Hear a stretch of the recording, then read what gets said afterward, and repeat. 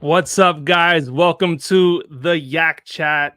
Appreciate you guys being around. This is where we talk about all things kayaks, all things fishing, all the time, man. So I'm excited to have you guys on here. My name is Jay with Bearded Dad Fishing, and this podcast streams live on YouTube and is available on demand on Apple Podcasts and Spotify. So if you're watching it live, we want to hear your questions, comments, and of course, smart remarks, sarcasm, welcome. So if you're listening later on, make sure you drop a review wherever you are listening. And today's conversation is going to be fun. It is all about kayak rigging, and also it is episode 10 as well. So really excited about that double digits episode, and it's great. So we're talking about kayak rigging, and we're gonna have a special guest on, and he's very familiar with kayak rigging. You've probably watched him before attempt to flip over your favorite kayak or add a motor to a kayak that literally has no business with that motor. Uh, so, so you know what I'm talking about. I'm talking about Aliex Folguiera, bro. So he's like the original kayak guy when it comes to tipping kayaks. I've been watching this guy's videos since before I had a kayak. He helped me choose my first kayak, and I was watching him when I was deciding whether or not I wanted to go with a Pelican. I think it was a Pelican Catch or the Pelican Power or whatever it was. Anyways, I'm glad I didn't go with it. So ended up going with the Old Town Sportsman PDL, and much happier with that. But so we're gonna have him on, but even more excitement, we're gonna have our homie Jake Stem. He's gonna be co-hosting with me tonight as we talk to Aliex. You might remember Jake from a couple episodes ago. We call him Poppy Juice as well. All right. So again, this is an interactive show. So if you're watching live, make sure you get your questions ready as well as your dad jokes, because at the end of this podcast, we're going to have a segment called the funny or crummy segment, like we do every week, where we go over all the submitted dad jokes. So make sure you bring your fire game with them dad jokes. Before we get to the weekly catch up, real quick, shout out to our premier sponsor, Lead Time. If you've been watching any of my videos lately, then you know Lead Time has been powering my kayak setup for the entire season. I've been rocking Lead Time's 12-volt, 100 amp hour smart battery, and it's been rock solid. Actually, really enjoy the battery. The Bluetooth capability is wildly useful, and at about $300, it's a steal. Actually, right now on their website, it's $285, which is nuts, especially for a smart battery, especially with free shipping. Anyways, I'll put the link in the show notes so you guys can go see that. And if you decide to buy something, use code BDF6 for 6% off your order. So that would be 6% off, $285. Wild. Also, thanks to Humble Imprints, the official custom apparel sponsor of the Yak Chat. Humble Imprints creates custom t-shirts, hats, hoodies, mugs, stickers, anything you can think of with your business's logo, with your club's logo, nonprofit, whatever it is. And the best part is that 10% of the net proceeds benefit families and children in the foster care system. So check them out at humbleimprints.com. All right, so weekly catch up. Of course, if you're not already on the Facebook group, hit up Kayak Fishing Dads on Facebook and now on Discord. All right. And if you are a kayak fishing dad, make sure you hit the like button on this video. Go wherever you're watching, go to YouTube or Facebook or whatever, and like this video so more people can see it.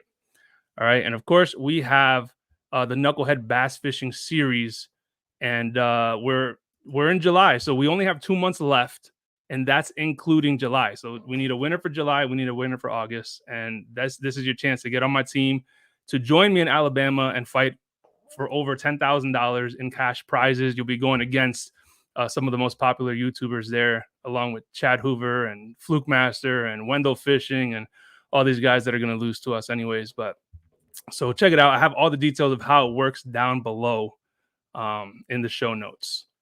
And lastly, we have our next show is going to be July 21st. So make sure you guys put on the calendar. We're talking to Chris Blanco from Urban Fishing TV, and we're going to be wrapping up the upcoming ICAST 2024. So it didn't start yet, but by the time the next show is, we're going to be riding right at the end of it. And Chris is going to come on and tell us all about the newest kayak fishing accessories, the new technologies, and the biggest announcements from ICAST. All right, so enough of me blabbing, y'all. Let me get the homie on here, Jake. Where you at, bro? Oh, hold on. There he is. My bad, bro. Yo, what's up? What's up, bro? Happy to have you on, man. Thanks for having me again. I love talking fishing, kayaks, all of it. It's Well, always last fun. last time we got off the show, Jake was like, "Yo, if you ever need me to co-host, hit me up." And I was Yeah. like, "Bet, bro." I mean, everybody enjoyed having him on. So sure enough, the opportunity came up, and homie came through. Yes, sir. So, real quick, tell us about your tournament that you had this weekend on Brady's Lake. Yeah, sure. That's actually where me and you met last year, Brady's Lake. We had a Slay Nation PA Kayak Series event yesterday. I got to practice for like 4 hours on July 4th. I went out there, found there wasn't as much grass as there was last year where I'd caught them. So I was out deeper and I was scoping, and I actually found a lot of fish out deeper and caught quite a few, like 15 fish in 4 hours. So I'm like, all right, tournament day, that's what I'm doing. Didn't even bother going up shallow, and all the fish moved. Whether the Oh, thunderstorm that we had came in that morning while we were setting up or what, they moved, and I just struggled. I stayed out there. I didn't have a bite until an hour and a half in, but I did catch a giant an hour and a half in. I caught a 21 and a quarter, 5.57 pound largemouth, which for that lake is giant. heck yeah, bro. Like an 18-incher is very big for that lake. So saw it on scope, went right at my drop shot and caught that, and then proceeded to struggle the rest of the day, finish a limit, make I think one call with 5 minutes left, but ended Okay. with third out of 19. But another great finish. So I'm Yeah, happy heck with yeah, it. bro. So I'm glad you mentioned live scope because we're gonna ask Aliex how he feels about live scope and how's his favorite way to rig it up. But let's get Aliex on here. Like you guys must know Aliex. Like he's like I said, got tons of videos. He's reviewed every kayak that's probably existed, even like the Chinese crappy ones that you didn't even know existed. So we got like 50,000 subscribers. So my man's been doing it, bro, and I got mad respect for him. So thanks for coming through, brother, man. What's up, bro? ¿Qué What's hola? up? Yo, why you cold over there with a blanket? No, I was trying to make a funny joke. It didn't work.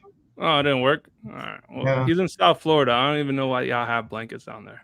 because we got AC. We're not savages. I guess, bro. Yo, thanks for coming through, man. Before I forget though, because you mentioned Aliex has a new channel. Tell people where they can find you on this new channel so they can go over there Well, and subscribe. I'm gonna drop it right here. It's called. The handle is at Aliex Kayak Test, TEST, and over Okay. there, getting visitors. I'm gonna be dropping kayak reviews only. So you're gonna get a video that pretty much covers everything I do, stability tests, walk through overviews, all that stuff into one video. It's gonna have chapters, maybe an hour long, but if you only wanna watch where I unbox the kayak, you get to watch that. If you wanna watch more, you can do more. But the reason why I'm doing that is because on the channel that I have right now, it's not getting the reach that it should get. So I need fresh blood, right? So that's why I'm doing it.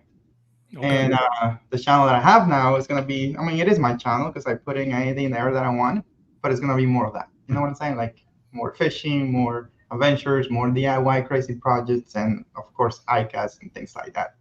So the other Yeah. channel is going to be more like niche down to just kayak reviews. And that's it. Okay. That's dope, bro. Well, you have how many subscribers do you have on your main channel? You got like 50, right? It's 54,000, but subscribers are really meaningless. Vanity. Vanity numbers. Yeah. I mean, I just put a video today. I made a mistake. I released it at 1 a.m., but it doesn't have, like, it's not getting the views that it should get. If subscribers did matter, it would have at least 10,000 views by now, and it doesn't. Yeah. So it's like that. And sometimes I put a video up and I don't tell my subscribers, and it does better. Yeah. It's Okay. it's one of those things. The It's- algorithms are so tough though, especially like I'm a social media coordinator for my everyday job, and the algorithms between each social alone is crazy because you'll put either no effort or a ton of effort into a video, whether it's a full YouTube video or a short video, and it'll go crazy on one social and then absolutely tank on another social. And why that is, it makes no sense. And like you See, said, you let them know. and it does worse than when you don't let them know. Why is YouTube doing that? Like it makes no sense. YouTube claims that they follow the audience, which I call BS, and I speak with YouTube people all the time. But I think what it is, when you have a channel my size and you have 35 million views, whatever it is, a lot of people know you already, and a lot of those people may not be into kayaks anymore. So when YouTube presents my new videos to them, they get rejected, right? So it's gonna think that the video is bad, because those people that is showing the video to no longer care about what I'm doing.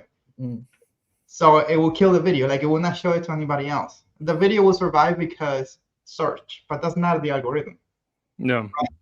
And with the new channel, the same video will get more chances of being shown to other people, because it's a new channel. YouTube doesn't know who may like it or not. So it's gonna get more chances of being seen. And if the video is good, then it'll get more views. So that's a legacy issue, you know. And I also made another mistake last year, where the year before, I was doing a lot of shorts. I was getting millions of views in shorts, and kind of like change who watched me. Yeah, but I mean, we could spend 10 hours on the algorithm. But why just to finish the point, why I think it's BS that they follow the audience is because what you just said. The same video on Instagram will get like 1 million views, and YouTube nobody sees it, or the opposite happens. That's not following the audience, because at the end of the day, a lot of our audience is the same, Instagram or YouTube, like for shorts and things like that. So no.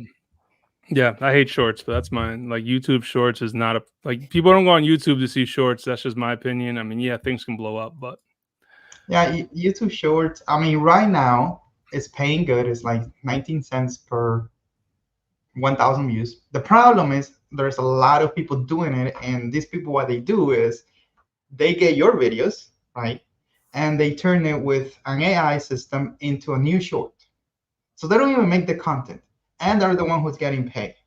I see it all the time, because I follow. Content theft is huge right now. Ever since AI came out, it is absolutely crazy, the amount of content theft, and you can't even keep up with. Like, I had a video last year of an eagle, and it took a lake trout, and on Instagram it hit 46 million views. Everywhere else it didn't do anything. Someone stole it on TikTok, got like 2 million.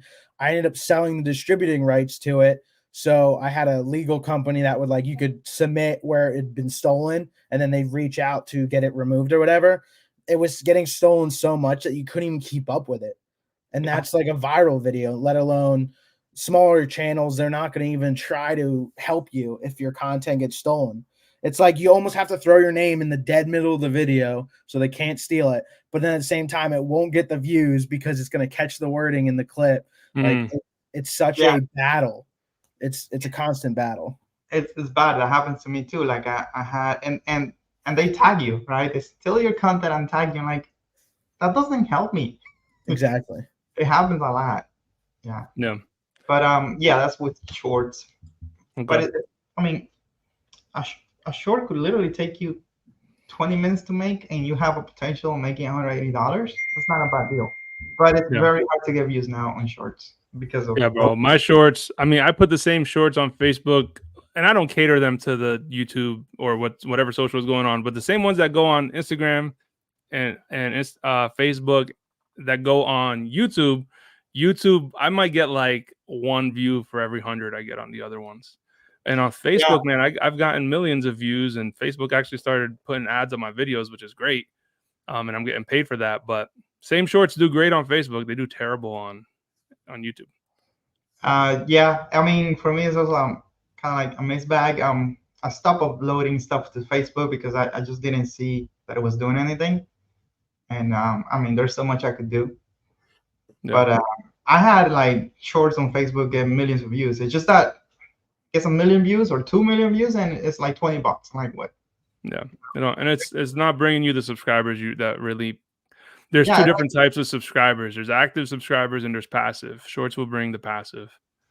Long form is the active, bro. Like, people watching your kayak flipping videos, watching your rigging videos. Those are people actively looking at you and that will continue to come back.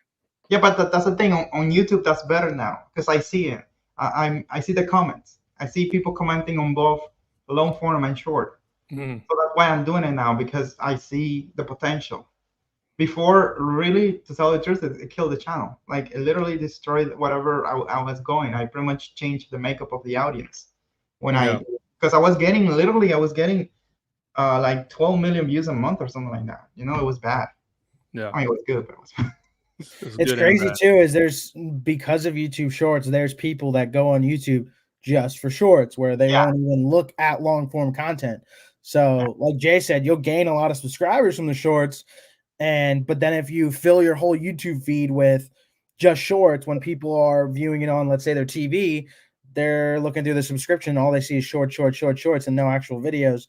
I feel like, me personally, I don't like too many shorts, because then it's Mhm. like I'm just trying to look for actual videos to watch, because a lot of people use it like TV. A lot of videos are 30 minutes, an hour. So they use it as a TV form almost. But then there's people that literally just use it for shorts. Yeah. Hey, tell Ray that I do have a beer still here. Look. So you still got to, I don't, 5 o'clock shadow. Ray, he says he has a beard, but I don't think I see anything there. If I shaved it, I'd You gotta look like I'm squint. 10, so it's never getting shaved. It's I'll be here tomorrow. It grows so fast. Like, literally, I Yeah. shaved last night, and look. Yo, I asked Aliex before we got on live. I said, "Why don't you have a beard?" What was your response to me, bro? You remember? I forgot already, bro. He said, "I wanted to see if I was fat." Oh yeah, That's true. It hides the devil chin. Bro, that's I don't true. want to see. I want to see how fat my face was. Yeah, that's true. Well, that's why I don't know what my chin looks like, bro. It's been so long. No, Exactly. I've never. Right. Oh my God. I shaved and went down, and my 2-year-old was downstairs, and he saw me, and then he looked at me like again, like that. Like, he didn't, like, it took him a second, but he saw the eyes, I guess, and then realized it was me. He knew it was you. Yeah. Oh wow. All right. So before we get this conversation kicked off, man, about kayak rigging, I wanted to bring up one video that we're talking about shorts, but this video blew up. I ended up seeing it, I think, last night or the night before. So it's a dude that essentially assaults these two kids for fishing. So, anyways, I'll get your opinion. I'm only gonna play like the first 30 seconds or so. There is some like curse words, but they're all bleeped out. But let me get this on here real quick.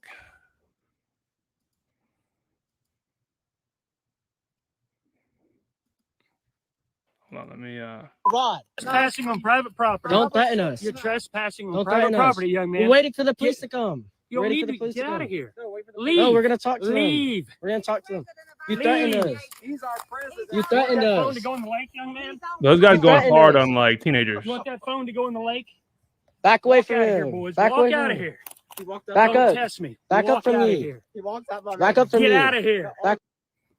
Bro, if any of y'all act like that, please just like, all right. So first of all, for anyone that's listening to the podcast and not seeing, the first part of that was muted a little bit, but essentially he went up to the kids and like snapped their rods because they're fishing in an HOA pond. And this guy's like the HOA president. And he didn't like people fishing in his pond apparently. And then proceeds to like say he's gonna throw their phone in the lake and like beefing with them. So whack, yo. But I don't know. Y'all have in Florida like a gazillion ponds like that. So I don't know how many Karens are like that they just roll up on kids and start beefing, man. Well, here's the thing. I was telling you that I don't trust social media, and we were talking about how some YouTubers call the police on themselves on purpose. Mm-hmm. We don't know what happened before. Yeah. Those kids, they shouldn't be there in the first place, right? The dude acted wrong. He did wrong. But like, if you have a private community and they tell you go, what are you gonna do? Like, what will you do if they tell you, hey, you can't fish here? But that's not the way to approach it. Even first of all, we have to remember they're kids versus an adult. Yeah, exactly. That's why he was to do it. Yeah, he was like, over the top. But we also don't know if those kids are from the neighborhood or someone's guest. Yeah. Could be. Or you know how many kids sneak in that say, "Oh, my aunt lived." I see both sides. Definitely, of course, he overreacted beyond it. And there's an aspect like Cayuga Lake. Me and Jay fish Cayuga Lake in New York. There is a dock up there that literally you can't even walk onto it because it is falling apart. It is rotten. It is totally gone. And I was fishing along it one day in the morning. It was like 10 a.m. It wasn't that early. And this lady walks out of her house to take the garbage out. And she looks at me and I'm like, "Oh, good morning." And she goes, "You're a little close, aren't you?" And like, You can't even walk on the dock. It's falling into the water. And it's like you live on the lake, you don't own it. So there's that aspect where then this is an actual whole private community, which again, even if he was the HOA president or if it was staged, like he said, where you don't know if they did say, hey, come do this and we'll pay you whatever, because those kids are going to make money off viral videos. So, but kids are, people are always like, oh, go fish private ponds, just don't get caught type deal, because the giant 10-pounders live there. So there's so many different aspects. But yeah, 100% he I have a overreacted. big problem with this because they do it on purpose. Like you see it on social media. Let's say there is an Indian guy there, selling you something, right? And they go and talk to him. Hey, how you doing, man? What do you like? Do you like this? You like that? They go, no, I don't like that. So they come back filming and they try to tell the guy that he sucks for whatever opinion he has, and then they make a show out of it, right? Yeah. And they make the guy look like an ass. Did I say a curse? I'm sorry. But like that's the thing. I don't know what happened before there. If the dude acted very wrong, of course. Like, but he knew he was being recorded and he kept going. Doesn't that ring to bell? Like, I don't know. There's definitely context. 100%. I agree that there's in this video there's lack of context. Yeah. But I mean, we can pull our context from his approach. So yeah, the dude like that was horrible, breaking the rod. I mean, that's from kids rod. Like that's bad. Like he should get something for like a warning or something. I don't know. Yeah, bro. I mean, that's if it's not like, let's say it's not rigged though, and it actually happened. Then he's just like crazy. The way it is, then that's just But how do you handle that situation? Because if you own the property, right? This is your house, your pond, and somebody shows up there, and they don't want to leave. Well, how do you handle it? Because it's your property here in Florida. God, like there's so many things you can do, right?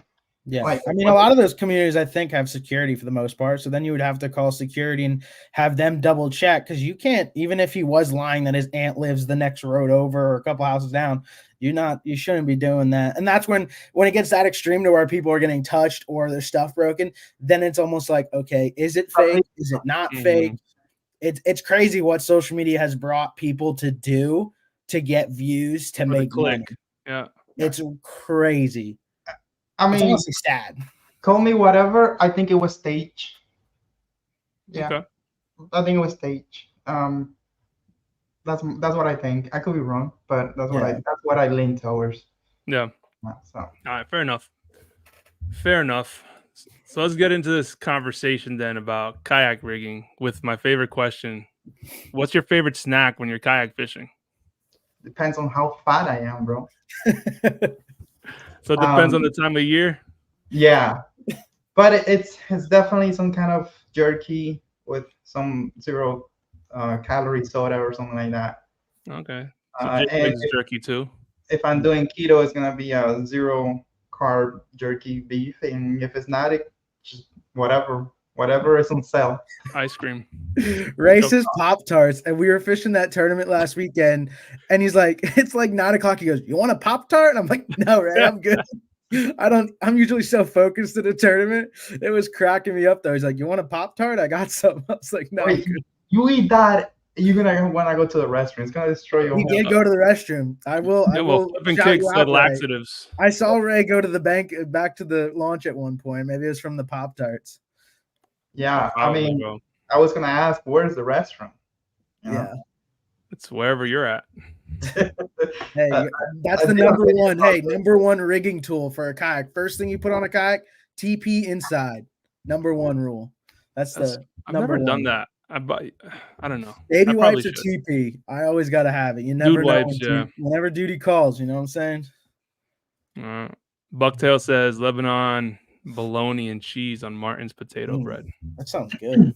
It's oddly specific, but it sounds banging. I don't know. I like Pop-Tarts. I just don't think I take them on the water. Like I like fruit. Like I prefer fruit on the water, and like a sandwich. I'll always take a sandwich and fruit. Yeah, bro. Grapes, cantaloupe, whatever. But all right, dope. So, and Jonathan says, "Dude wipes for the win." Heck yeah, bro. Dude whips. I don't know if we're Dude talking about the whips. same I was thing. like, He said I dude don't whips. know what for the win. doing some whippets or something. That's a different kind of Dude, going. what is he really saying though? I don't know. did he got whipped or something last night? Yo, Chris Blanco, he says, where is it? Arroz con habichuelas, bro. So if y'all don't speak Spanish, that means rice Yeah. with Oye, beans. tú no hablas español y tú eres puertorriqueño, compadre. ¿Quién? Yo hablo Habla. español, bro. Oh God, I can't even remember. I took like Sí, 3 years of Spanish. Yeah, Jake don't, but I speak Spanish. But this is so Chris is gonna be with us on our next show in 2 weeks. So he's Urban Fishing TV. We're I'm actually gonna have to fishing. refresh my Spanish then. Yeah, heck yeah, bro. So we're fishing the Pan American Kayak Championship for Team Puerto Rico. Oh yeah, that's your teammate. Oh Yeah, bro. He's the one that That's got awesome. me involved there, which I'm super excited for, man. I'm jealous. That lake's awesome. You're gonna love it. Yeah, it looks crazy big, bro. And the format is wild. So the format is 3 bass, 3 black bass, and 2 striped bass per day per angler. What? It's not just what? Oh, that's so each angler is expected to pull out 2 striped bass, and it's a 2-day tournament. You got scoped now. You're good. I know. Plus, I mean, the team captain is Guillermo Gonzalez, so I know my man has been there a ton of times, and the other guys they're going there to pre-fish way before us. So, I mean, being that it's a team event, I'm less worried about finding the fish because we'll be in communication. But yeah, don't you have a fancy forward-facing sonar that costs you like $30,000? Yeah. Well, I mean, I'm gonna ask you about how to rig it in a second, so you can help me out. I got a good answer for that. Yeah. So, for kayak rigging, man. First question, then. So, what's the biggest mistakes when it comes to kayak rigging that you've seen beginners make? I don't understand why all of you guys get your drill and whatever and just start drilling everything. You just make it a cheese clock. Like, what the heck? And then try to sell the kayak fully loaded for like 3 times the price. Like, why? So I agree with that last part about the fully loaded kayak for above retail. I admit this is my kayak I have now is my first actual like fishing kayak, tournament kayak, and I have a lot of holes that I regret in that thing. Yeah. Very I learned the hard way. You could easily fix the holes though, but I just don't get it. Like, so what would be your fix then? So you think people are drilling too many holes too early, right? Not that they're drilling holes, just too many too soon. Yeah, because they don't really know how. I mean, because a lot of what we do sometimes is we get the kayak, we buy everything, we put it in the garage, we start rigging it. We haven't taken it on the water once. We don't know how it behaves. We think that whatever you put in the fish finder right here is gonna work perfect, and then you get on the water, you catch a fish, and it's on the way. Oh. I can't move it out of there. You know, like now I gotta drill another hole. So I would say just take the kayak naked on the water, have some fun with it, see what you're missing, you know, and then come back and add that. And like That's exactly what I did. I put a Garmin 93 on mine, and it was good. I used it for a season, but then I ended up realizing I didn't like where it was. Then I got a second one because I got the big bad forward-facing sonar, and I moved the graphs, and now I just have a bunch of excess holes that I covered with Gorilla Tape to do a minor cover for now. You could get the color, the plastic, kind of like a repair kit from the manufacturer. Yeah. And then use one of those welders. Yeah, I did pick up a welder. Yeah. Just weld it, and then you sand it, and then you hit it, it's gonna look like the first day. Yeah. The problem is when you see, especially on Facebook, you see people putting pictures of that. They cut out the freaking square. Oh yeah, with the big switch panels. That's crazy. So, that's if you do little holes here and there, it's fine, unless you do it below the water line. But and you can fix it. But if you have giant holes, that's a bigger story. That's something else. Yeah. Oh, I disappear if I do this. Uh-oh. No, I agree. I think people, and I just mentioned it in one of my last videos, that people tend to over rig, over modify before they know what they like. I mean, it takes a while. I do like that the newer ones are coming out, like the native with the rigging panels that you can replace. Like me, I should have done what a lot of people do is put wires through like the lid underneath the old town seat. Yeah. So if you want it, you just you I can never buy thought the about that lid though. instead of No, doing I love stuff. those power plates, just like the ones that come on the was it the native Titan X? Yeah. And I Yeah, think the Unlimited has Tiger it. X, New Canoe, I think, has some on theirs. the new canoes are I like them better because you have to like the plate is there, but on the behind the plate is the hole of the kayak. It doesn't have a hole. It's the plastic. Oh, really? I didn't You have to realize that. figure it out. So Oh. if you don't want it, you never have to break into the kayak. I mean, all Oh, those that's things nice. could get water inside. So it's good that they have it like that because like you may not need all the plates, just need Yeah. one or two. So that's a cool idea. On the Bonafide and the native, it does have the hole, and they're useful because sometimes you want to put wires through, and that's another access point that you have to guide the wires and whatever you're doing. So Yeah. I think it'll be Yeah, man. standard for all kayaks coming forward, especially with the tournament scene, with how much rigging gets done. I think all new kayaks will have those plates of some sort. Yeah. unless it's a hobby, they wouldn't do that. They can't They, handle they it. just come with cracked holes now. Or is Oh that my just me? Good thing Juan's not here. Yeah, poor Juan. I mean, hey, it's crazy. It's crazy. Yeah. I mean, they already come pre-rigged. You could just fit the wires through that crack, just weave it I in know there. 2 other Hobies that just went down. And if it's not the whole of the Hobie, it's the drive. Yeah. It's every part of the hobby that could potentially break. And I think it's because of how they advertise that boat that it could take anything and it's the best thing in the world, so people think it is, and then they act like it. Yeah.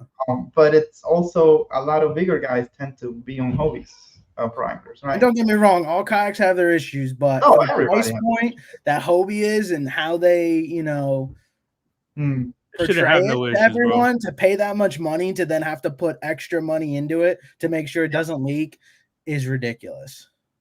No. I feel like they're at least $1,000 over value, at least $1,000, and you Yeah. could easily, do some research on what I'm saying, and you'll see. Compare the prices. Compare a boat from native to a pro angler, and you. There's nothing that's within earshot of Hobie's price point, though. Well, the EPDL is right. Yeah, EPDL, I'd say. Yeah, But but it's coming with a motorized drive. Yeah, but it's a very old kayak hull, even though they modify a little bit.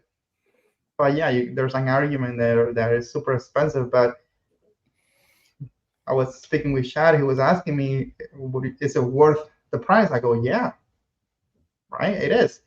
It's basically a Torpedo and a Big Water 132 PDL, right? That's what you're getting. And he asked me, will you buy it? And I go, no.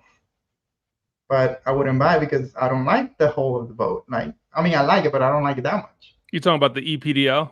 Yeah, the Big Water 132 EPDL. Okay, so you think it's worth $6,000, but you wouldn't buy it because you don't like the body. Yeah, for example, if I'm an offshore guy, if I'm fishing offshore all the time, big water, those big lakes over there that they go after salmon and all that stuff. Oh yeah, I would buy it. Yeah, like, I think it's more of a niche. It's a niche down exactly. kayak. 100%. Yeah. If I'm in fighting heavy current all the time, like 4 miles an hour current, or if I have to paddle a lot, I'm buying it. But that's not what I do. That's not where I'm fishing. I would get the autopilot instead, But taking the autopilot offshore, that's just asking for trouble. So, Yeah, I hear that, bro. I don't even. Yeah, it's a niche kayak. I wouldn't even consider it for myself. niche. And that's why they put the EPDL on that kayak. I mean, they claim that it's because it's their best-selling boat, and not best-selling, but like the proven hull and all that stuff. But I think they did it because they knew that it was like a niche product, so they could limit out who's gonna buy it, right? And see how it goes. I guess kind of like a big. That's my opinion, my thinking. I don't know anything about the behind the scenes. Just thinking like a trial run, Let's see if this has a future. I guess I probably would have put it on a different hull, but that's me from outside the industry. You know how many views we lost because they didn't create a new boat? Like, come on, I'm pissed. Bro, I need to update. I mean, y'all both work with Old Town pretty closely because Jake's a pro staff, and I know you work with Ryan too, Aliex. But tell them to upgrade the autopilot, man. They need to update that thing. Oh, I already told Ryan 10 times about it. Let me tell him. Yeah, I think we've all told Old Town in general that like if you had an autopilot that was faster and stronger, it would be the ultimate. Coming from a tournament standpoint, Yeah. the ultimate tournament kayak. But yeah, but we did it right. We put on 3 horsepower on it, like a Newport vessel in the back, goes 6 miles an hour. Yeah. But yeah, it's 2020, right? That's when it came out. It's 2024. It's time for a big update. So I think they'll be coming out with something like I think everyone's going to be coming out with something similar to a Titan X for the tournament guys that's ready to rig multiple motors. I don't see why they wouldn't, because now that boat is technically tournament-wise the top tier currently. So I think everyone's going to be coming out with a similar kayak within the next year or two. That'd be my guess. Yeah. Well, they're gonna. I just sent a message to update it. You just sent him another one? I just sent him one. Okay. No, well, Old Town, I think I love. So don't get me wrong, I love Old Town for everything that they are, warranty-wise, company-wise. They're a great manufacturer, but I don't think their kayaks are very intuitive when you're when you're comparing them to something like the Titan X. They were super smart with the Titan X. They're not tournament. I mean, they market it as a tournament kayak, but like I see some deficiencies there. And I don't fish tournaments, but I could tell, right? The Hobie Pro Angler it works really good for tournament. Like as a tournament boat, it works really well. And that's why they copy it, right? Like Jackson did their Nard, and the Slayer has a lot of Hobie in it, like a lot of little things. So I think that's one of the good things about Hobies, that they make kayaks are designed to fish, right? Because they do that. And the Outback is really nice, but Old Town is more like, it's not like they want to have a feed in multiple areas. The autopilots, they don't have that much storage. Like they don't. No, they got. I mean, it's a big tank well, but that's about it. You don't. But you lose that front hatch that you have on the PDL, which that's my favorite thing about the PDL is that front hatch. It's ginormous. Yeah. You have a little hatch on way up front, and it's just for the cables and stuff like that. But if you like a clean deck, the 132 autopilot, 136 autopilot, that's perfect. Like you have so much room in front of you. Like if you want to. That's the only thing about my 120 PDLs. I wish I had more room, like the autopilot or the Hobie. But autopilot, like Jay has, you come on the Susky, there's no chance. Like you're gonna very likely destroy that motor with how shallow it gets.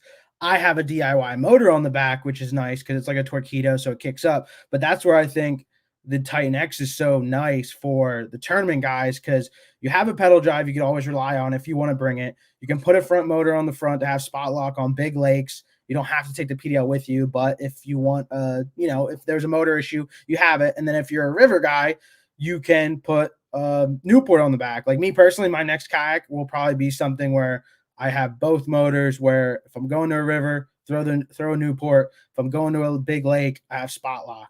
Because most tournaments don't allow you to have both. But if you're fun fishing, I've seen guys use both. You use Newport to get A to B, and then when you get to A to B, you have the front motor for spot lock. That's how we do it, man. Like that's what I do. I had the outboard to get there and the motor in the front to fish. You could do that to your 120. You could remove the rudder, find a way to rig up the NK unit on the back, and then when you're not using, not the NK, the Newport, when you're not using that, just swap in a rudder blade, like take the motor out, put a rudder blade, you still have the rudder system. And then that's a cool, I mean, you should look into it because you could turn that boat into exactly what you just said. Like you don't need that's my goal for the next boat is probably there's some people here talking about, he could hear me. Jacob, I speak Aliex, bro. I have an accent. I'm proud of it. So if you don't understand what I'm saying, there's nothing I can do for you. Let me see who else is talking. Somebody asked a question. Yeah, but so Basak backwards. I have a hard time saying that. Backwards. That's a tough- Yo, what about the U10, the new canoe U10, and putting a XI3 on it? I don't understand. Look, the SI3. You guys are familiar with SI3? Have you any experience with it? I know buddies with them. I've never used one personally. Your friends had it, right? Yeah. They, friends. We talk and we tell everything, right? Did he say anything negative about it? Like, what did he tell you that is wrong with it? The only thing I've heard is the spot lock isn't that accurate. Like, there's days where it's so not. The SI3. This is a brand new motor I purchased, $1,700, Bass Pro Shop. Right? I had it on the U10. I'm gonna lift the thing up and move it a little bit. It turned the motor on while it was stowaway. Like, you have an autopilot, right? To get the motor running, you have to put the kill switch and all this stuff. I get it that these motors don't have kill switch, but like, shouldn't know that is stowaway, that it shouldn't run, right? Yeah. And that's just one of the few problems. It has a lot of problems. The remote doesn't have a graph, right? It's just buttons. You don't, like, unless you remember what you pressed before, you don't know what the motor is doing.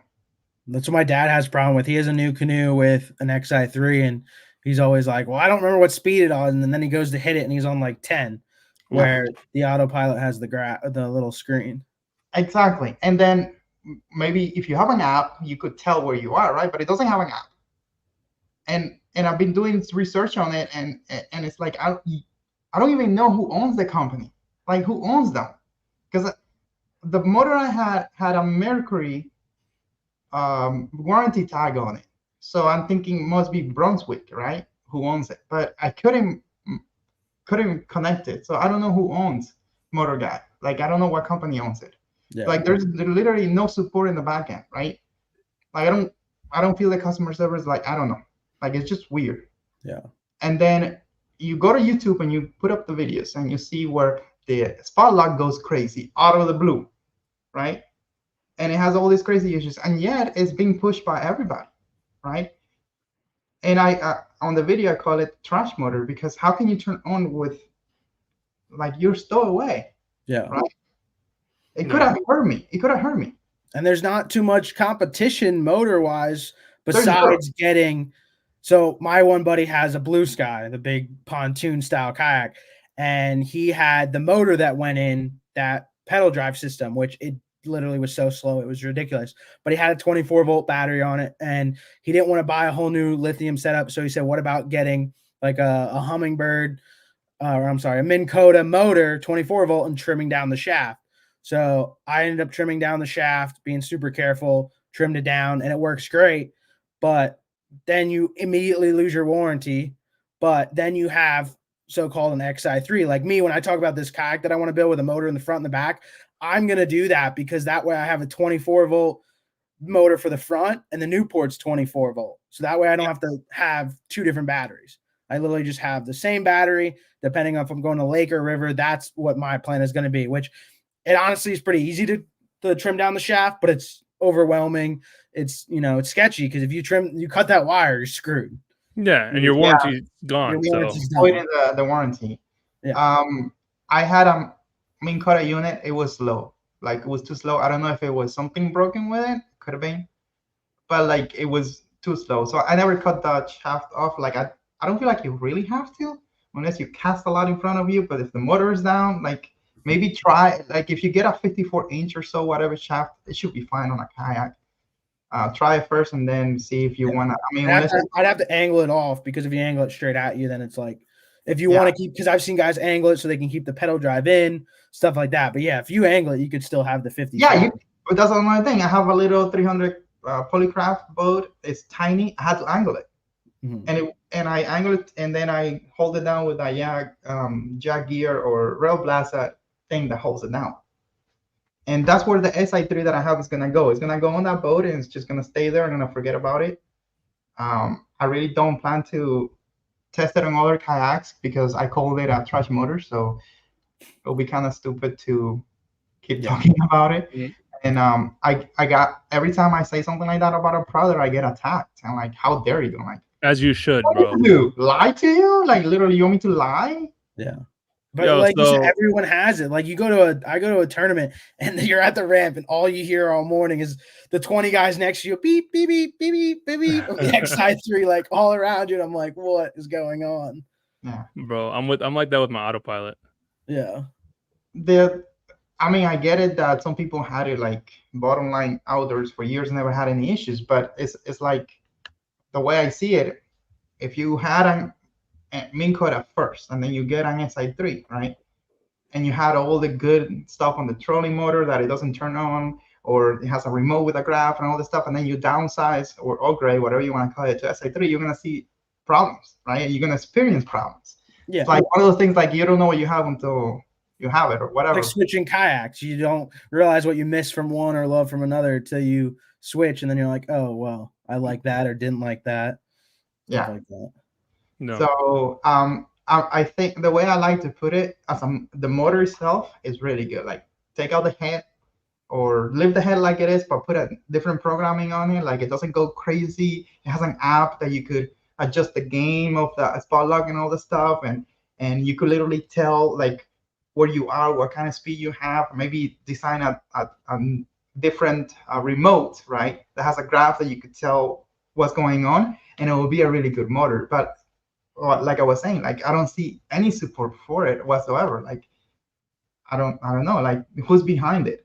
And like you said, you don't know who owns it anymore. And when companies change ownerships, get bought out, products get changed, they get cheaper stuff put into it, all that stuff where guys could be like, oh, I've had one for years, and it could be a totally different manufacturer at this point. And now the product's either gone down. I mean, you could say they've gone up, but most of the time they go down in quality when they get changed around. That's a good point. I may have a bad unit. Yeah. That's why but it's still that, even let's say it's broken and that's why it turned on when it shouldn't. That doesn't excuse the problem with not having an app like an Android or iPhone app, or having other options for remote so you could tell what you're doing with the motor.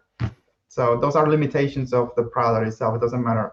It's not. And just having the app in case, like, what if you drop your remote in the lake and now you're miles away? Like Jay had issues with, what'd you have issue with your Yak Power? Yak Power, yeah. At least you have the app to get into it to help. Like the fact that it's 2024 and you don't have an app, which is crazy. The way everything is, like, come on, almost every battery now, every lithium battery now has an app to see percent. If you don't, you're not going to get bought, because why would I not want to see how much percent I have if I'm a guy that fishes 20 miles a day on some giant lake? I want to know how much power I have.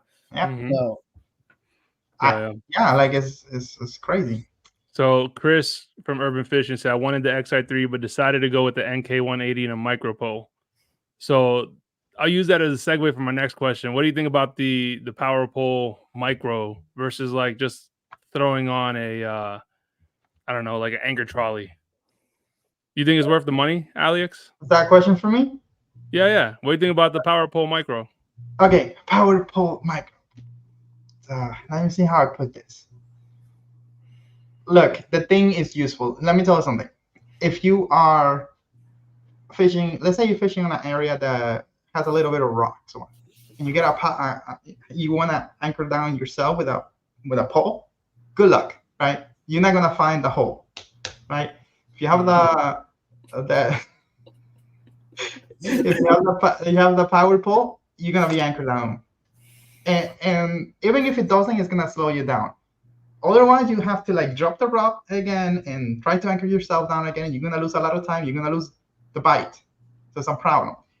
Same thing with an anchor, right? There's a reason why a lot of us wanna just get a push pole and just stick it on the mud or whatever, and don't wanna be dealing with the anchoring, because you also have to like throw it out, like bring it back slowly, give it enough line, and wait like 10 hours, and then you anchor down. that's what I use, the old fashioned rope and anchor. Yeah, so if you're serious about your tournament fishing, you should totally get it, 100%. If you don't have a kayak that has a SI3 or an autopilot, you should totally get it too, because it kind of mimics that. You know what I'm saying? Like if you're fishing shallow, you just press a button and you anchor down. If you have the autopilot and you're always fishing in 2 feet of water, no need for it. Like you don't Yeah. need it. But like for example, I got the EPDL, right? I have the EPDL. If I don't have the power pole on the back, I feel lost.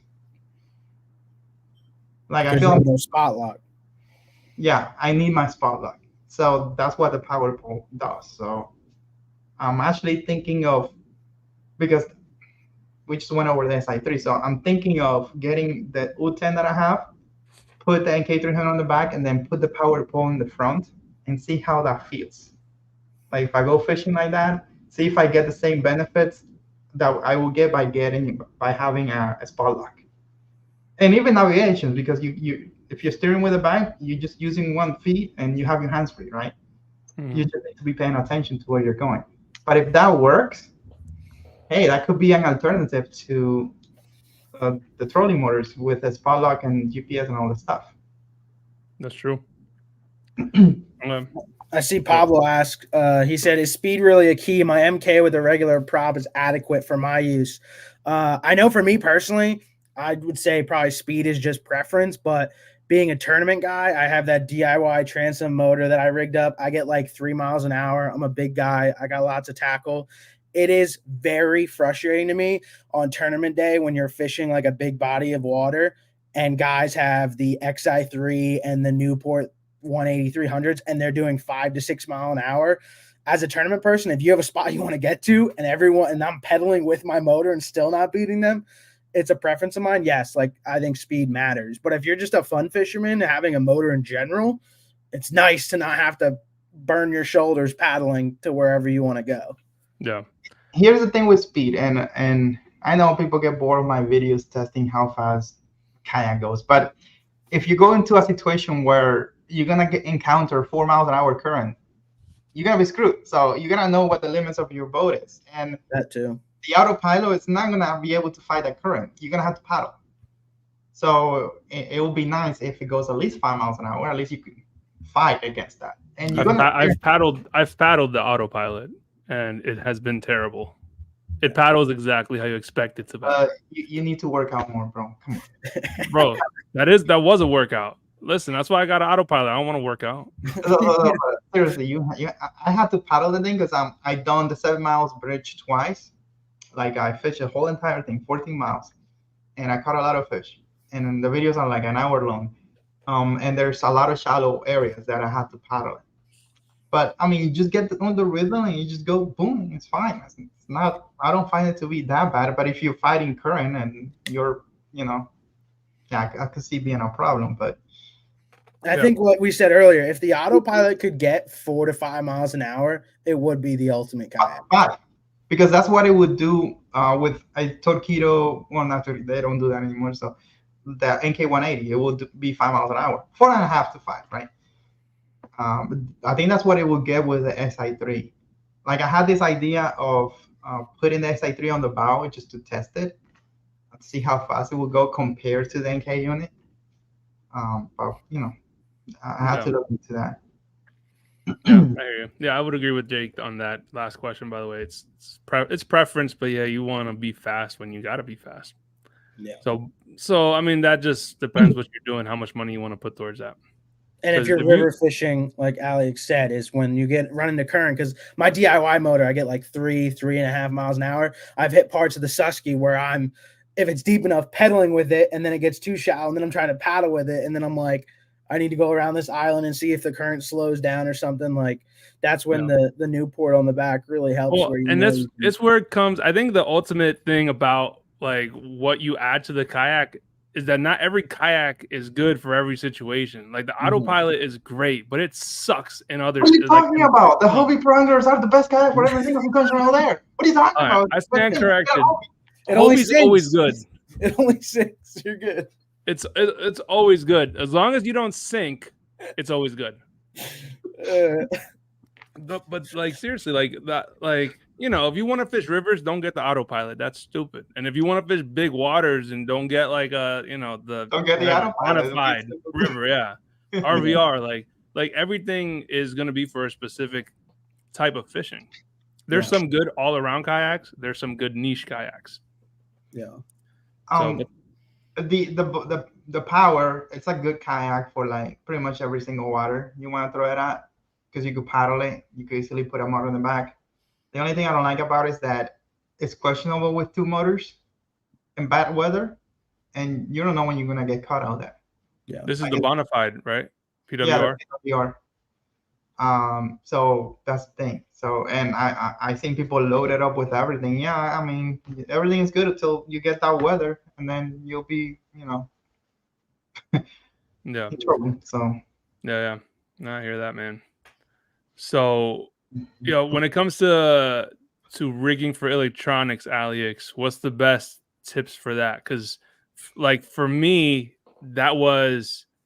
I was intimidated doing that first. So I had my buddy Fernando, aka Fern, the F Train. He helped me do my Yak Power install. He helped me with my fish finder. And then when I did my last install with the live scope, Jake helped me do that. Like, so I felt more confident at that point, but then it's jumping into something totally different. So it can get overwhelming for some people. So what tips do you have for people getting started with electronics? well, like the Garmin unit you have? Yeah, if they want to put lights or if they want to put their fish What finder. you have to do with that is just get the thing, put it in the package, and throw it away. Okay, easy. Hey, lights though you have to have for a motor. Legally, you have to have lights. No, I mean, that's really like electronics, like graphs and stuff on a kayak. It's really like a personal question. It's like, where you like it in the front. Like, you want to see it there in the front. You want to do what you did, adding adding two graph and adding, what do you call that? A command center. Yeah, the bridge. Mm. Yeah, bridge. You want to have it there. You want to have it on the side, that is out of the way. But maybe you cast that way, you're gonna hit it, right? Another thing is maybe you have 3 kayaks and you don't want to have 3 units. Just want to have one. What are you gonna do to transport it between one kayak and the other? For that, you just get a cell block from Yak Attack. Mhm. It's kind of like an all-in-one setup. But the graphs are so big now that, I mean, you may need like, look, I think where everybody's headed, tournament like, they're gonna have to do it like you did. Just get kind of like a crossbar in the front, put the 2 graph there, and find a way to easy disconnect. Something you screw in 2 seconds or remove the thing and put it inside your truck or somewhere safe. So yeah, I wish that like the native Titan X, I like that you can do a crossbar with their pedal drive, but unfortunately with the Old Town PDL, you can't because of how the pedal drive stows so far up. So I changed to the metal tracking for the 120 PDL. I exchanged my plastic for the metal tracking from Catch, and I added 2 Garmin 93 SVs on my left side with Amazon brand ram mounts.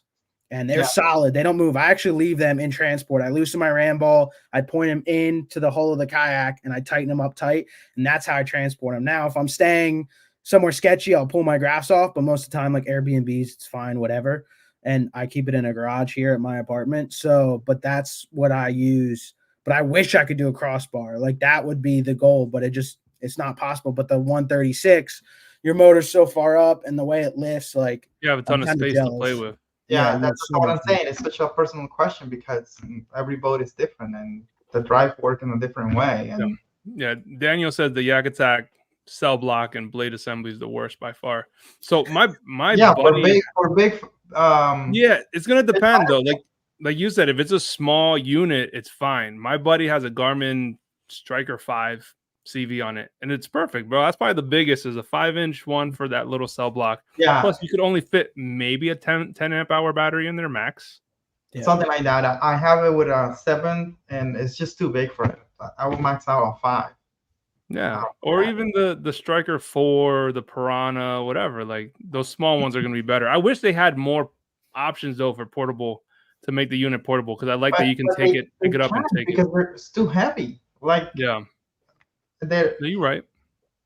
But I could see Yak Attack creating some sort of like fish finder solution where it's portable and it's just kind of like a monstrosity that goes right there in front of you, or you could put in different areas. I could see them doing something like that, but that could probably take years.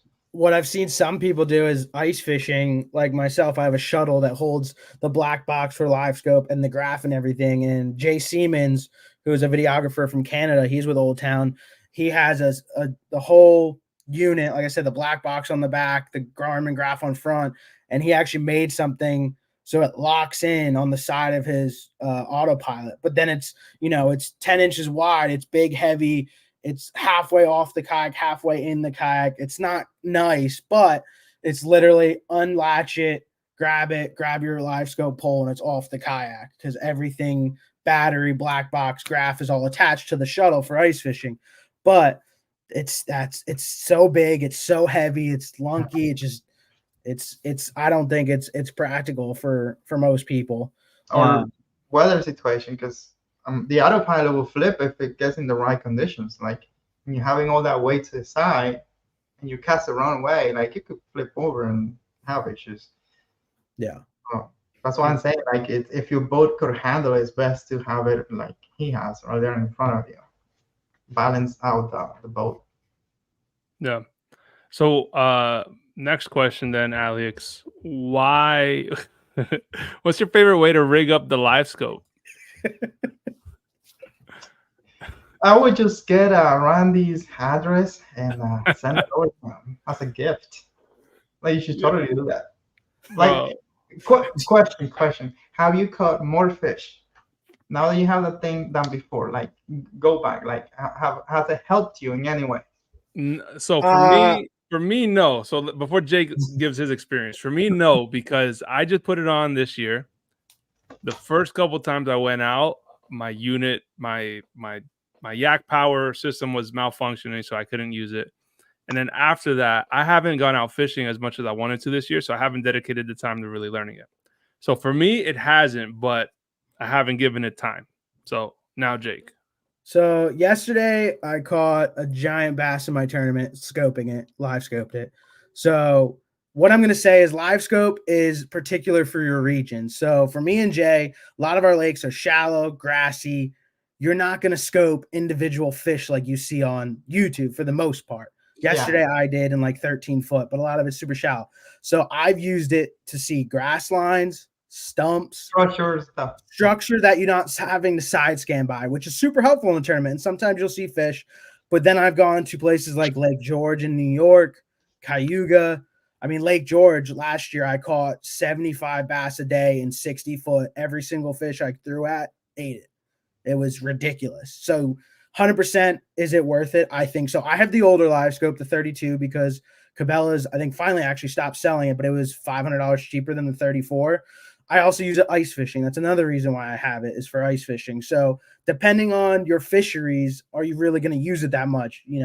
Deep, clear reservoir lakes, 100%. Shallow, grassy like Florida, are you really going to use it? Maybe in perspective mode, like you saw in the pros, they used it, in perspective mode for looking at bedding fish in muddy water.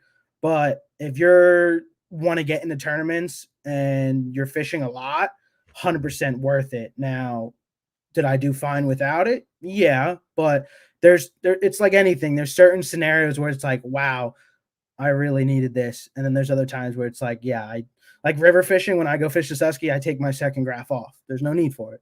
You don't need it. If you're a river rat, you don't need it. So it all depends. But me personally, in my experience, yes. Yeah, I haven't really gone into the rigging part of that, but you got a good setup with that. What's the name of that thing that allows you to turn it around? The one that you have? Sniper Marine. Yeah, that one seems to be the one that works the best from what I have seen. But it's not my thing. I have graphs there and I never put it on. I don't need it. Even if I mostly bass fish, I don't think I would take it. It's just another thing you have to deal with. And I like, looking at things, looking at birds, looking at structure and just guessing, to me, that's fishing. That's what fishing is about. And so you won't be getting live scope. Maybe they'll send me a free unit and I'll test it out, because what I would love to do is to really see where I fish, how it looks underneath, right? Like go there and kind of map out the whole thing. Because you're gonna find things that you never know, that you didn't know it was there. Maybe there's a hole inside, There's And you can still use side scan on grass, but then it's like you're Hey. seeing the structure when you're next to it. Whereas live scope, you can pan 360 and then you're seeing a stump or structure coming up on it, and you can cast at it It before is. you get too It's close. more efficient to learn about your area, right? Yeah. So why would I get the less technology, the thing that is not as advanced? Like I would just go straight to it, you know. Yeah. Like It if was- you're gonna invest on a giant transducer and side scan, why not just go to the next thing, you know? Yeah, I mean, I agree. Seeing everything on the live scope and seeing how the fish react to your lures and how many fish straight up ignore your lures was like mind boggling to me, bro. Frustrating. Very Seeing fish frustrating. just like look, like you see the fish just come up, look at it, and just peace out. Like To see know. how many fish really is in there, like Yeah. because you look from the top and you see one or two, and there's way more fish there. You just don't see it. They camouflage really well. They know what they're doing. yeah, I mean, Yeah. I was fishing at dock in the Keys, right? And I thought I saw like 3 fish. And then I dropped a GoPro under. Oh my God, there were thousands and thousands of fish. Thousands. It's like what you see. Like I think we miss 99% of the fish. Like when we go there fishing, we miss 99% of the fish. And when they're not hungry, they're not gonna eat. I mean, Yeah. bass is different. Like if they're protecting a nest and whatever, you could make them mad and they'll eat. Yeah. Yeah. But like saltwater, it's not like that. Like they gotta be hungry. Yeah. Actually, funny story. You know, like kudas jump on my boat all the time, right? Mhm. I went fishing like 7 miles out to like almost the back counter in the Keys, almost to the Everglades, and then I came back. And when I came back, I saw the kudas and I started casting at them, kind of like a pilchard-like bait, and they will see it and they would just attack it and let it like drop and attack it again and let it drop, like they were playing with it. They didn't want to eat it. They just wanted to play with the bait. Hmm. That was weird. That freaked me out. Like, are this fish smart or something? Like, it freaked me out because it was impossible to hook them. They just like, because they see it. It was crystal clear water. They see it. They just go like they Messing around with you. Exactly. And I think you're like, is it the color? Is it the size? Like you never know. Like any fish, like you'll notice where it's like one day you try a different color, a different shade, and all of a sudden you're getting way more bites. Yeah. Than other ones. My theory there is that if they haven't seen it before, they may want to go and test it out. Yeah. They want to go and bite it, you know, Mm-hmm. even if they're not hungry. But I mean, all the waters that we fish are super pressure. Everybody fishes them, so it's very rare that you're gonna throw them something that they haven't seen before. Yeah. So, yo, Jake, would you say? Yeah, I was gonna say, I want to answer that before we leave the forward facing. Yeah. Me personally, like I said, I use it ice fishing, which is just vertical jigging, so it's hard to learn it. Biggest thing that I told Jay and everyone that I tell that get it is go chase like crappie. Crappie is a way to learn it super fast and efficient, especially in like colder water when bass are lethargic and they're crappie are schooled up. The biggest thing is learning your distance casting, because the beam's so shallow on live scope. It's like maybe a foot wide, so if you're left or right of that thing, you don't see your bait. So cast out there. If you miss it, turn your pole, find it, be like, okay. And then as you learn, you'll figure out where you need to cast for your arrow. But crappie are a great way to learn quick, fast, and they're delicious as well. So you can fry them up as well if you want. But that's what I suggest, is going after, if you have lake trout. I've done lake trout, awesome. Just going after a species that's a little bit easier to catch, where like our area, me and Jay, bass fishing is so pressured hard. Like I said, I use it more almost for structure than I do. Like yesterday, I actually saw the fish, but majority of the time, unless I'm in New York, I'm actually using it for structure than I am individual fish. But crappie, I mean, schools of bluegill, lake trout, trout, if they stock your lake, something like that, a little bit easier to target, where you can get used to your casting distance, see the reaction of the fish, is my go-to to help people learn quick. Okay. Yo, Max said something interesting. You guys can speak to this more than I can. What do you think? He says fish are getting accustomed to the pinging of forward-facing sonar and will just swim off when you target them. I mean, you could tell this tournament professional how they like. There have been a few tournaments that have been suffering, like they don't catch anything, and this is where the people that were killing at the beginning of the year. So I think what's happening is that everybody has their forward-facing sonar, and everybody's fishing with it, and the fish are adapting way faster to it than ever possible before because everybody has it, right? Everybody's throwing those things in the water, so they're getting used to it much faster than before. So I think I seen it yesterday. I seen it yesterday where fish were swimming, and as they get close to you, they're like 60 foot out. They're like 2 foot off the bottom, and when they get closer, they just go down. They suck to the bottom, and they disappear. Yeah. But then So you do go you to think- fisheries like I said, Lake George.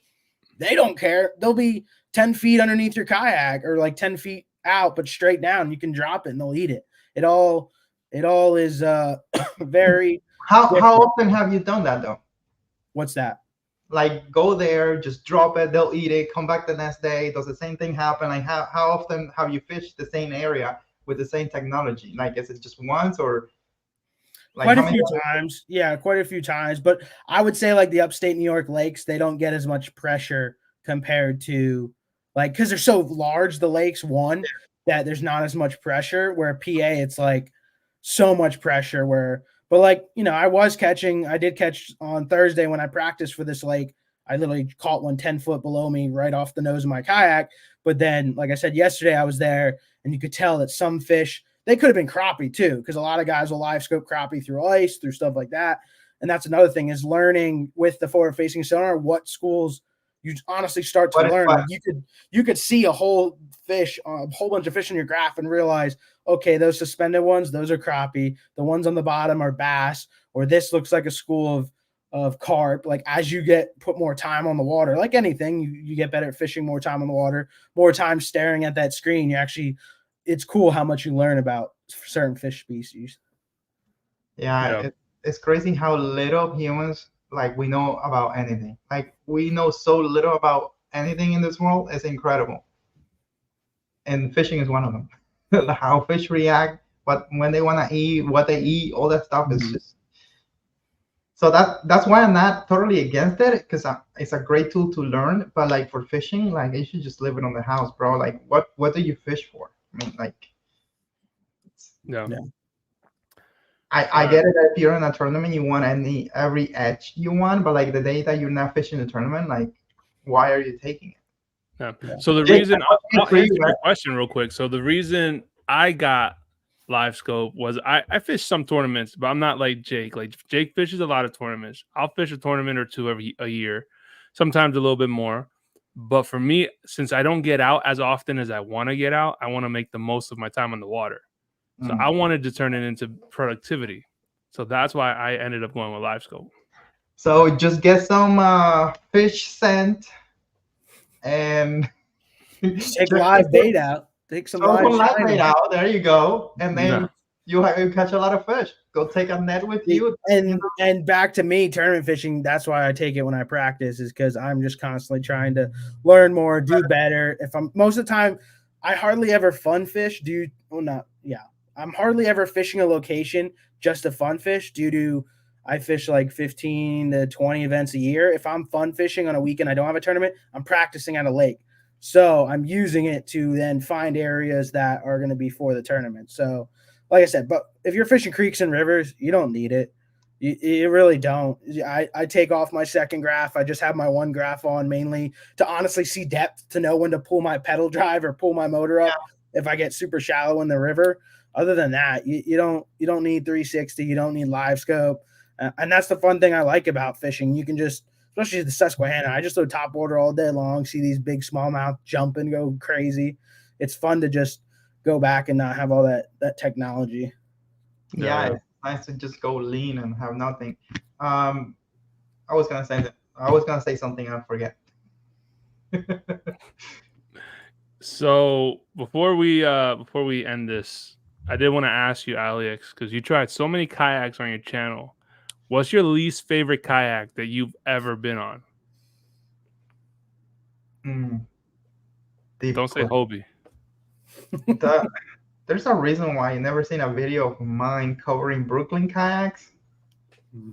Because they were bad. Hopefully they're better now. There tends to be this theme amongst experienced kayak people, and it's usually that Brooklyn Kayak Company or BKC or whatever is not that good. So like same thing, if you talk to the bearded paddler, Andy, dude's super knowledgeable, and he'll say that's the first kayak he wouldn't touch. Now, there's a kayak that is very popular, and a lot of my viewers love it, and they get mad when I say this, but the 133X by Bass Pro Shops is awful. It's bad. Okay. The Ascend 133X. Yeah, and the worst part of it is the reason why it's so bad is because it could be really great. It could be amazing. It could be probably the best kayak you could buy for the money, but they just don't care. Bass Pro doesn't care about the quality of the kayak. They don't care. That's what pisses me off. Like they literally don't care. I try to talk so many people out of those kayaks. Yeah. And they just buy them, and then they're like, "It sucks to paddle," and I'm like, "Yeah, and it's pretty hard to put a motor on one too." Yeah, and it warps, and then the water problems, and little things that should just work and it doesn't. That is the one kayak that like, yeah, it's bad. Yeah, that's it, I guess. Okay. Well, at least we got I could see that. I've heard people say similar things about Ascend kayaks. And the funny thing is, when I first got into researching kayaks before I got my first one, it was an Ascend, because people usually have a Bass Pro or Cabela's around them, so all they see is Ascend. I didn't know pedal drive kayaks were even a thing until someone told me about it. But there was this question. What Cooler said is true. Those two extra scupper holes would change a lot of it, but there's other stuff wrong with it. But it would fix a lot of the problems that it has. No. Creative Experience asks, can I please ask if pedal drive is really overall the best option, or do you guys disagree? It depends what you're fishing for. Right now, if you're gonna be fishing on a tournament with a pedal drive kayak, you're at a disadvantage. Mm-hmm. Slap a motor on it, and then you'll be fine. But just a pedal drive kayak, and you're fighting against all these people with their motors, and they have all the energy, and they want to and they could cover more water, and because what people don't understand is that if you have a pedal drive kayak only or paddle kayak only, and you need to make a run, you're thinking about it twice. Like it doesn't. You're not even thinking it like thinking, oh, should I do this or not? Like intuitively, you're thinking, should I go there? Should I waste time going there? Right? But if you have a motor, you just hit the thing and you go. I did that before I had a motor. It was rough making like 5-mile runs to a spot. It's like, wow, I'm going to be dead after this tournament. And then there goes XI3s going down. But exactly, like a paddle, honestly, if you're going to go that route, it's almost cheaper to get a paddle kayak, depending on what brand, to get a kayak and throw a motor. Yeah, paddle kayak and throw a motor, than to get a pedal and then add the motor. Perfect example. You get the PWR with a rear motor, and let's say that is, I don't know, $2,800, whatever it is. If you want the drive, then you're getting the Titan, right? Which is kind of the same boat, and you're spending $3,500, $3,700 just on the boat itself. And then you add the motor, like it's gonna cost you more. The drive alone is gonna cost you an extra $1,200. So that's what you have to make. But some people like the redundancy of having the drive.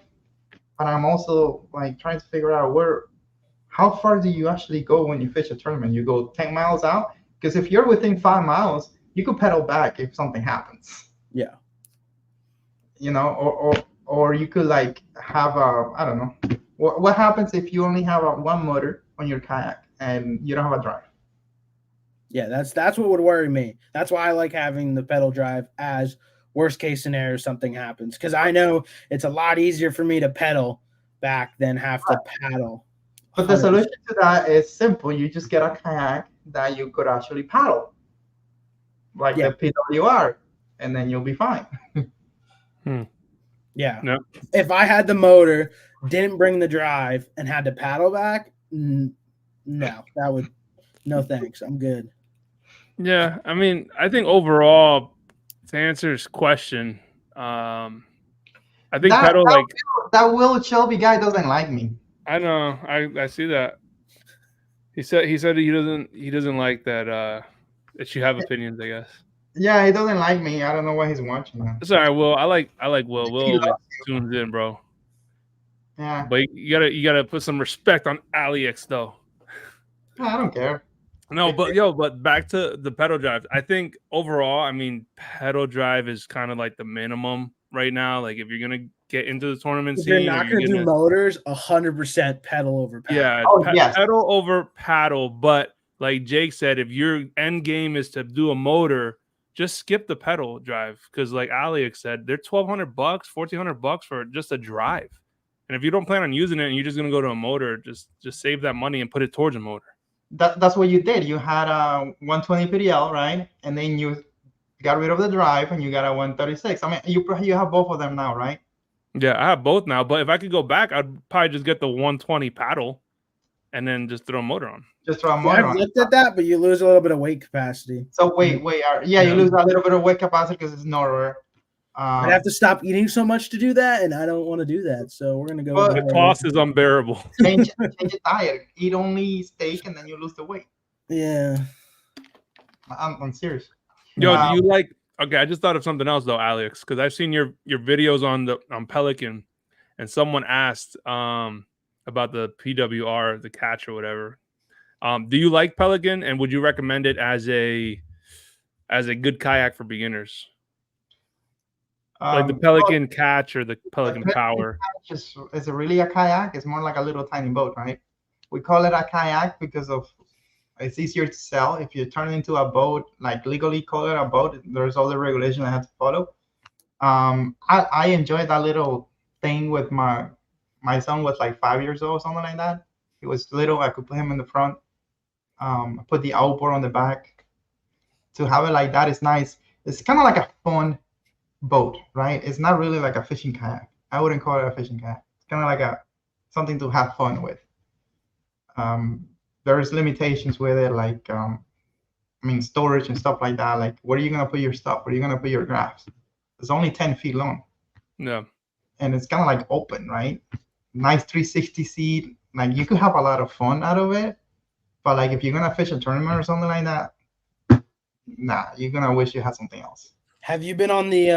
I call my buddies the pontoon, the blue sky. Have you been on one of those before? No, well, on dry land, felt very stable. Yeah, it's On dry interesting. land. It's weird. There's like kind of storage, but not really. And then everything's what worries me as like a tournament guy is measuring fish. Because like in Old Town, you have your sidewalls and Hobies and most kayaks. Yeah, besides like the links where it's flat, like kind of like that. That's what worries me is putting a fish on, and then if it just flops off, then there goes your catch. Like that's the only thing that. But it's cool. Like it's easy to stand up, and I mean the drive. I wonder if you're allowed to have sort of like a basket. I've seen people do that. Yeah. Yeah. So you don't lose the fish. Yeah, I've seen guys like they cut out like they have a milk crate and then they have like two sides on it, so it's like less chance of it flopping out. But yeah, I mean it's a cool concept. I've been on pontoon boats like that, and they're really difficult to flip. It's very, I mean, I have a Riot Air 8.5, and I tried to flip it, and it was like trying to flip a duck. Like you can't do it. So it's very stable. I mean, The if Riot? Yeah. You said it was the Riot? How do you say that? Riot? Yeah, RIOT. Yeah, Yeah, Riot. 8.5 Air. Okay. It's an inflatable. It has two pontoons, mm, and it's because you try to flip it, and it's kind of like trying to push a beach ball down, right? Like, yeah. That's another one that what is it? The Innovation Sportsman? Is that the inflatable one that they use in the Susky? Or yeah, that Right? one. It's kind of like the same idea, but it's more like a kayak. yeah. That just worries me. Like I get like because you can run, they say in like 4 inches of water with it, but like I mean it's supposed to be thick plastic, but that would just worry me if you get a hole in that. Like, what do you even do? You're just done. No, you shouldn't worry about that. They're well made, and if you get a hold, it's not like the air is gonna just get out of it quick. Yeah. And they have multiple chambers, so and you have a PFD too, so it's not. There was a lady had an issue with a different brand, and she was on the water far away, and she was freaking out, but she still had enough time to come back and to land and be safe. But I think the issue that she had was from the factory. Like it didn't; those things will not pop. Like if you have something hard, they're just gonna push back, No. right? A fish could puncture it, or if you set the hook too hard. But I'd be fishing a jerk bait, and the smallmouth would come flying into the side of that thing, and then I'd be screwed. but you gotta be super lucky for that to happen. Yeah. I was fishing in the Keys the other day, and I had a lure, a jig head exposed, J hook, and I pulled the rod, and it stuck in there, but it didn't puncture it. Like it just got in there a little bit. It didn't pull through. But what you do is you take I forget the name. It's called TRB Type A. One of those things. It's just like a little Band-Aid, and you could just put it on the water. It will seal it up in no time, and then just go fix it later. Like you could just glue a patch to it, just like you do a Oh, what was that commercial with that guy? What is that stuff? Flex Steel. Flex Seal, just slap. Yeah, exactly. Yeah. Flex Seal, boom, and you're cool. Good to go. Yeah, I'm not afraid of them at all. Not even close to gators. It's fine. You will see what people use in the Everglades, where there's a lot of crocs out there, and they get a $70 Amazon inflatable, which you could puncture with just like looking at it, and they're there on the water with the gators. I still don't think I can go down south and fish a kayak tournament in a kayak in gator infested. I don't think I could do it. I'd freak myself out way too much. I'd have to have a piece with me. And I did it in South Carolina, but they were smaller gators. I mean, I think the biggest one was maybe like 8 or 9 feet. But still, I mean, sure, if that gator hated me, it would. Did you see the new viral video that's going out right now on socials? A guy's paddling, I think in Florida, and when his paddle goes down the left side, a gator comes out and tries to grab his kayak. You'll see it within the next day. It's going all over the place. It's crazy. No. It's like that's not helping me think that I. No, well, Florida gators are something else, man. Yeah, they're mean. Bass Ackwards asked if you carry a 10mm for gators. 9 mil for me, yeah, 100%. That's what I would be doing. I personally don't, but like I know my friends do. Not for just for gators, but for sharks and whatever. You never know. Florida people as well. I think they're probably more dangerous than the alligators. Shark. That's what you need to worry about here. Sharks. Yeah. Yeah. They love those NK 300 motors. See, I give you all props. You wouldn't catch me offshore either. No way. I don't like the ocean. I don't like not seeing bottom. I mean, I psych myself out on like a big lake, like Cayuga, when it's like 300 feet deep. I'm like waiting to see Loch Ness on my live scope down there. Like I psych myself out. You would love like trying to cross an inlet with crazy raining weather and the wave this high on a little tiny kayak and boats passing by. Like you would love that. I don't mind boat traffic. It's just when it's too deep to see the crazy animals. Yeah, I'm good. Yeah. No, I don't know, man. There's a lot more like up here. You're probably the worst thing on the water. When I was pond hopping in Florida a couple weeks ago, and I went out with my buddy Anthony. Like it got dark, the sun was coming down. Like I had to look over. I forgot that I was in Florida because over here you don't got to worry about anything. Over there, I don't want something creeping up on me, man. They might think I'm some sort of caramel candy and just come in for a bite. Could be like So. No, but cool. Yo, anything you want to add, Aliex, before we get to the dad jokes? No, it's late, and you could tell that I'm losing energy because I'm. Okay. I don't know, bro. You got so much energy in your videos. I didn't know it was possible for you to lose energy. Well, it's 9:30. Yeah, it's 9:30. You're right. All right, so let's do we're gonna go to the funny or crummy segment. And before we do that, though, of course, I want to give a shout out to Lead Time, who is, again, our premier sponsor. So if you guys are in the market to upgrade your sealed lead acid battery, your AGM battery, or you just need a new lithium battery for your trolling motor or electronics, take a look at Lead Time. I linked them in the show notes below. If you're watching on YouTube, it's in the description below. And they've likely got whatever size you need, whatever voltage you need. Make sure you use discount code BDF6 for 6% off your order. Aliex, have you seen how the funny or crummy segment works before? So we're gonna read through the throughout the show. A couple people submitted some dad jokes, so we're gonna read them, and then you're gonna have to tell if they're funny or crummy. All right. So if it's funny or if it's crummy, it's a bad dad joke. But a bad dad joke is still a good dad joke. Makes sense? Because it's a dad joke. So Ray Johnson always comes through with the dad Yes, joke. sir. So he said, "What happened to the frog that parked illegally? It got towed."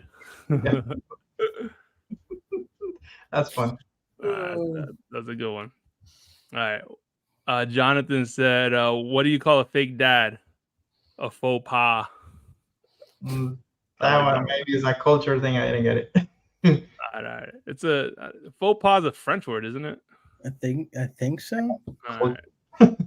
I get it. I thought it was funny, but I don't know what a faux pas is. All right. How do you tell if a pig is hot? It's bacon. That's baking. That one's a good one. I like that one. All right. Cotton Candy Kayak. He says, "I'm reading a book about anti-gravity.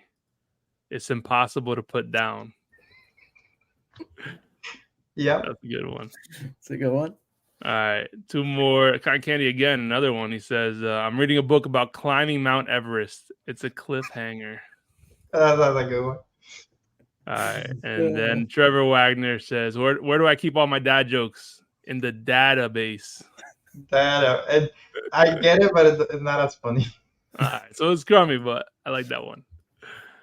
All right, man. That's cool. Yo, Aliex, I appreciate you coming on, bro. I definitely want to have you on again sometime, dude. Again, mad respect for you. I love your videos. I know they've been super helpful to everybody that's watched them, man. You've helped a lot of people get into the sport and into the kayaks that they love, you know?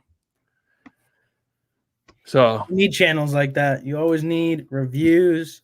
we need honest people, Quality bro. people. Yes. Yeah, honest. reviews. Like I never, and I'm glad that Will was saying some stuff about you with the live scope, because the thing is, like, I don't think, at least for me personally, I never think is this what Aliex actually believes, bro. Like you just say it. We say in Spanish, "No tiene pelo en la lengua." Like you just say, you got no filter. You say what you think.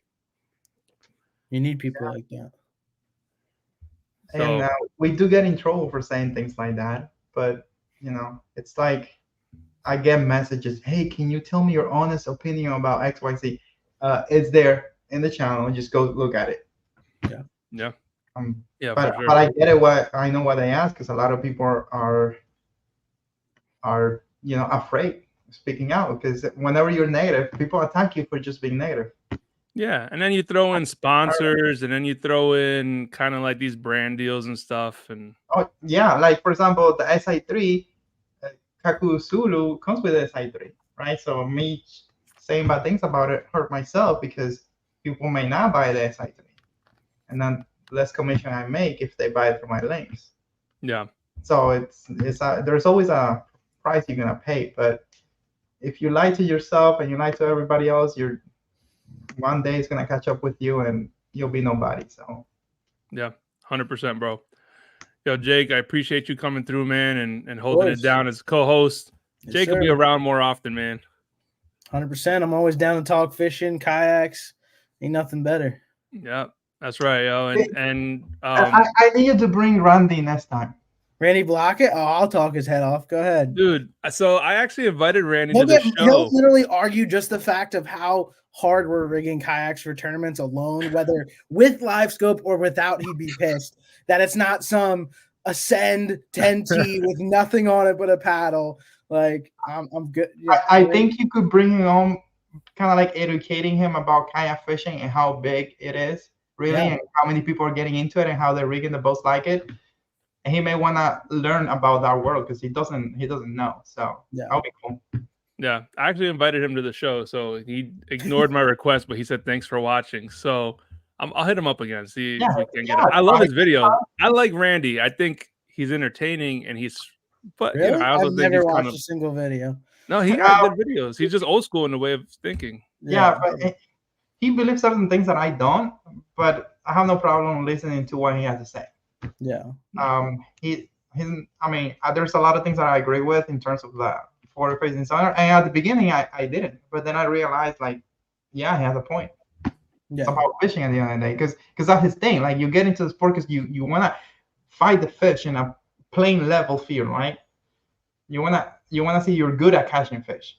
And if you add all this other stuff, like, is it really you versus fish, or you and your army versus fish? Like, Yeah. and I get it, you have to do it, Jake, because somebody else is gonna do it, and then you. And you I lose, always right? like, whenever I talk about anything, I hate when people like won't listen to the other side.